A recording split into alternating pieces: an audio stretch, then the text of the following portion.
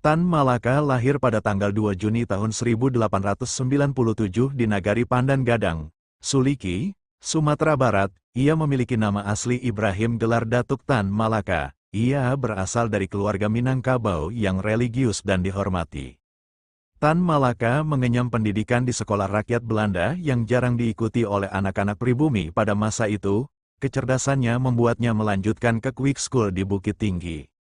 Pada tahun 1913, Tan Malaka mendapatkan beasiswa untuk belajar di Belanda. Ia menempuh pendidikan di Rijkskwijk School di Haarlem. Disinilah, ia mulai terpapar ide-ide sosialisme dan perjuangan melawan kolonialisme.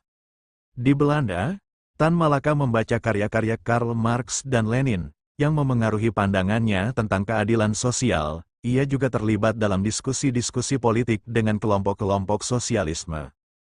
Pada tahun 1919, Tan Malaka kembali ke Indonesia. Ia menjadi seorang guru di Delhi, Sumatera Utara, dan menyaksikan langsung penderitaan buruh perkebunan yang menjadi inspirasi perjuangannya. Pada awal 1920-an, Tan Malaka bergabung dengan Sarekat Islam, salah satu organisasi pergerakan terbesar di Indonesia. Ia berusaha memperkenalkan ide-ide sosialisme kepada anggota organisasi ini.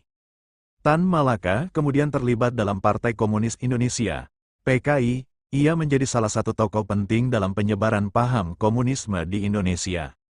Pada tahun 1925, Tan Malaka menulis buku Naar de Republiek Indonesia, Menuju Republik Indonesia. Buku ini menjadi manifesto perjuangan kemerdekaan Indonesia. Karena aktivitas politiknya, Tan Malaka diasingkan oleh pemerintah kolonial. Ia menghabiskan waktu di berbagai negara seperti Filipina, Thailand, Singapura, dan China. Selama pengasingan, Tan Malaka terus menyuarakan kemerdekaan Indonesia. Ia bertemu dengan banyak tokoh revolusioner Asia dan ikut serta dalam pergerakan anti-kolonialisme. Meskipun awalnya mendukung PKI, Tan Malaka berselisih pendapat dengan para pemimpin partai itu. Ia mengkritik pemberontakan PKI tahun 1926 sampai tahun 1927 yang dianggapnya prematur dan tidak strategis. Pada 1927, Tan Malaka mendirikan Partai Republik Indonesia, PARI, di luar negeri. Partai ini bertujuan memperjuangkan kemerdekaan Indonesia melalui strategi yang lebih terorganisir.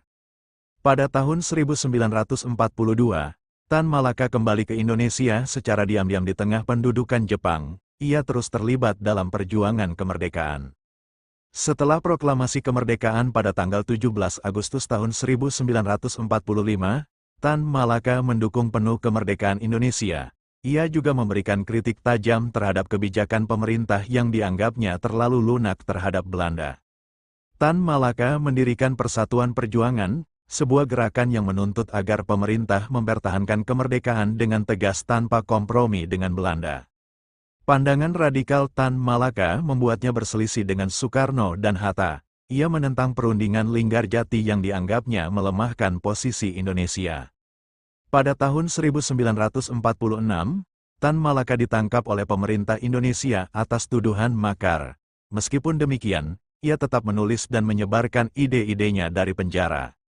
Pada tanggal 21 Februari tahun 1949, Tan Malaka dieksekusi oleh Tentara Republik Indonesia di Kediri, Jawa Timur. Ia meninggal tanpa pernah diadili secara resmi.